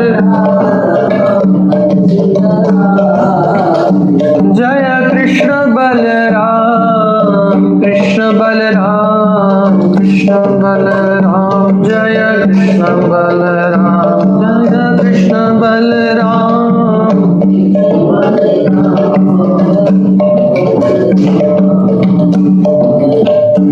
जय राधा रमण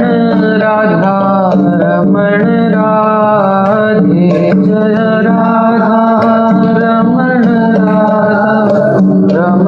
राधे जय गौरनिताय जय गौरनिताय जय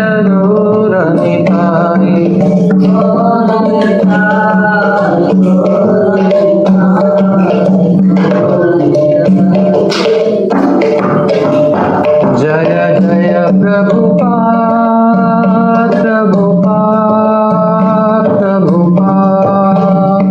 प्रभुपाद जय जय प्रभुपाद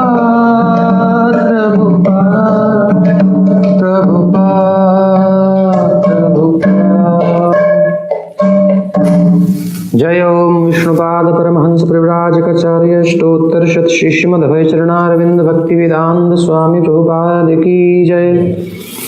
जय ओम विष्णुपाद परमहंस परिव्राजकाचार्य स्तोत्र शत श्रीमद् भक्ति सिद्धांत सरस्वती गोस्वामी प्रभुपाद की जय। अनंत कोटि भक्त वैष्णव वृंद की जय। षड गोस्वामी भक्त वृंद की जय। नामाचार्य हरिदास ठाकुर की जय। प्रेम से कहो श्री कृष्ण चैतन्य प्रभु नित्यानंद श्री अद्वैत गदाधर शिवासादि गौर भक्त वृंद की जय। श्री श्री राधा कृष्ण गोप गोपीनाथ श्याम कुंड राधा कुंड गिरि गोवर्धन की जय। वृंदावन मथुरा धाम की जय। मायापुर नवद्वीप धाम की जय। पुरुषोत्तम क्षेत्र जगन्नाथपुरी धाम की जय। श्री जगन्नाथ बलदेव सुभद्रा महारानी की जय। श्री गंगा मैया की जय। यमुना मैया की जय। भक्ति देवी की जय। तुलसी महारानी की जय। युग धर्म हरिनाम संकीर्तन की जय। श्रीमद्भागवत भगवान की जय। भगवत वाणी भगवत गीता की जय। श्री ब्रजभूमि की जय हो। सभी उपस्थित भक्तों की जय जयकार हो। सभी उपस्थित भक्तों की जय जयकार हो। All glories to assembled devotees. Jagatguru Shri Prabhupada की जय। ओम नमो भगवते नरसिंहाय। नमस्तेजस्तेजसे आविराविर्भव वज्रनख वज्रदंष्ट्र कर्माशयान रंधय रंधय तमोग्रसग्रस। ओम स्वाहा अभयमभयमात्मनि भूयिष्ठ। ओम शम। हरे कृष्ण। बहुत बहुत धन्यवाद आप सबका श्रीमद् भागवत के इस आयोजन में श्रवण करने के लिए, बने रहने के लिए। अपने इष्ट मित्रों को इसका शेयर कीजिए लिंक, और सबको निमंत्रण दीजिए कि आइए और श्रवण कीजिए इस दिव्य आयोजन में, जिसमें कोई भौतिक उद्देश्य नहीं है, कुछ भी ऐसा नहीं है। सिंपल केवल सुनना है अपने आत्म कल्याण के लिए, अपने स्वरूप को जागृत करने के लिए। जैसे इन ब्रजवासियों वज्रनाभ आदि भगवान की रानियां, ये सब भगवान की लीला में प्रविष्ट हो गए, उनके साथ साथ जो भी श्रोता थे वो भी चले गए। तो यही कामना है कि हम भी इस प्रकार भगवान की लीला में सशरीर ना जा पाएं, कम से कम हमारा चित्त ही लग जाए, इतना तो हो ही जाए। भगवान की लीला कथा में एक इच्छा जागृत हो जाए, एक रसास्वादन की लालसा हमारे अंदर जागृत हो जाए। इसी उद्देश्य से हम ये आयोजन चल रहा है। बहुत सुंदर अवसर है, और संसार में वैसे ही भय व्याप्त है। कोरोना कह रहा है कुछ करो ना, केवल हरि कथा सुनो। कुछ करो ना, हरि कथा सुनो ना, ये है कोरोना। ठीक है, धन्यवाद। हरे कृष्ण।